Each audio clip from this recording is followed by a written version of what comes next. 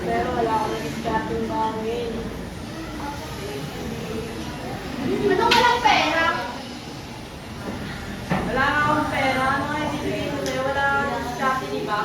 Bakit yung pang-piso mo kaya mag-discard yan? Pero yung pangkaya sa araw-araw ni Piso, wala kang binigay sa akin. Eyo. Wala akong pakialam. Oh.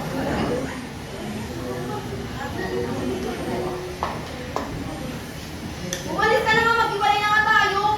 Makayos na nga sa bahay na to.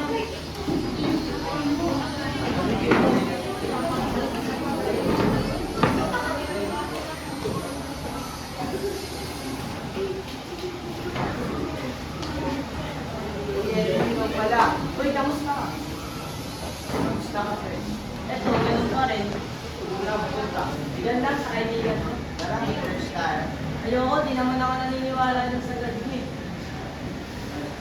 Pinapanalangin ko na isang araw maniniwala ka na rin. Hindi mangyayari yan.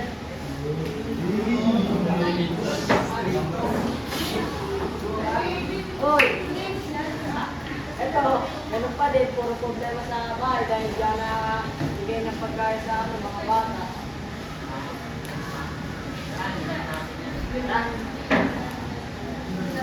Ganap. Ang talaga ng alam. Ano? Tapos tayo. Wala akong pera eh. Hindi, gagawa pa rin ng isipin ko lang. Alam ko na, wait lang.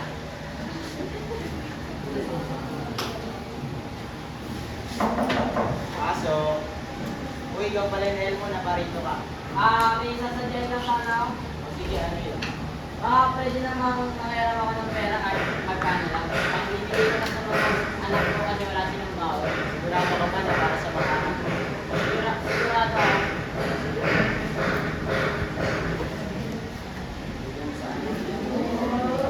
Yan mo, makakabawi rin ako sa'yo. Sige, na ako. Then, nakano na ako ng pera. Pagsapong. Siyempre ah. Tara, happy na tayo.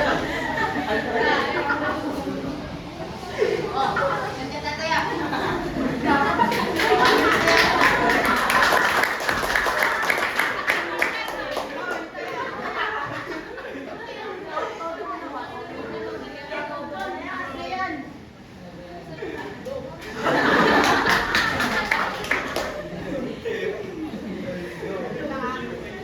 Saan kayo? Sa pula?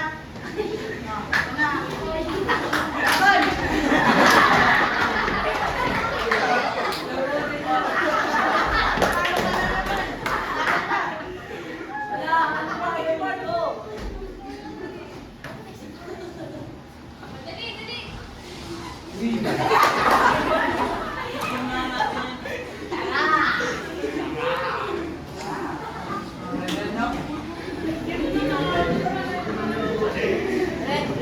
Kasi nga ako, uwi na ako. Siyempre, ito dyan.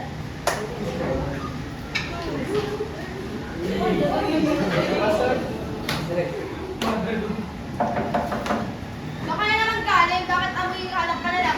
Wala kang pakialam ah.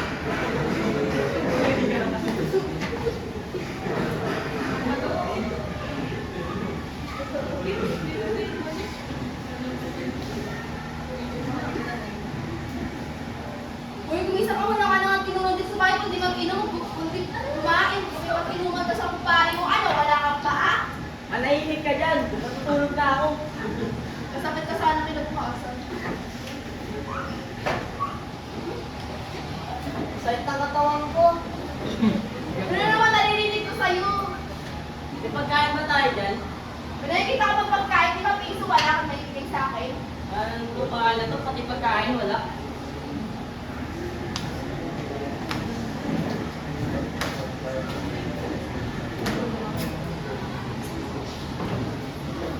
Wait, Pres. Ba't di ka namamansin? Hindi lang tiwala ko, pre. Sabi ko para sa mga bata, pinasabi ko. Ayan na, Pres. Kala ko kasi lalagay yung pera. Tara, pre, mag-search na lang tayo para magbago ka pa. Alam mo, Pres, sa totoo lang, kaya di ako masama doon. Kaya ano talaga ako na hindi na ko yung iba dahil marami na ako nagawa kasalanan. Kaya sige, pre, sa pakilala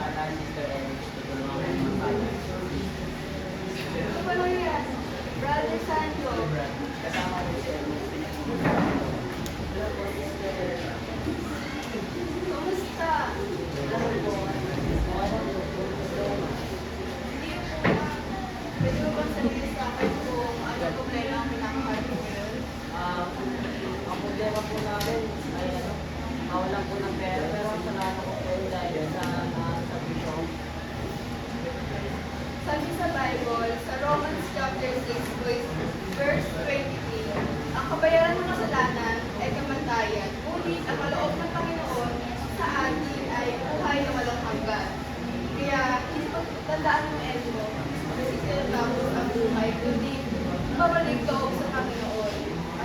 Sabi ko na sa'yo, patuloy ka lang namin sa pakigal, and huwag ka kalimutan si God, and huwag ka kalimutan na dati mo kasama si Lord sa pusong-pusong buhay, and we pray na bumalik ka kay God, and pray na ipulan mo ngayon ay pagkasin mo agad.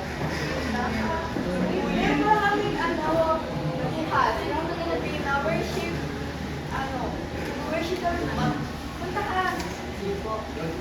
Bye! Salamat po sa mga brother Sandro.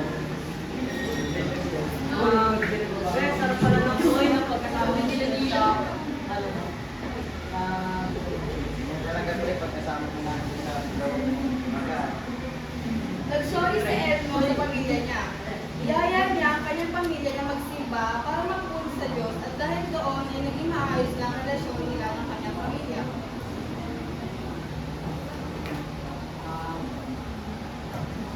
pera. Tulong pa lang sana.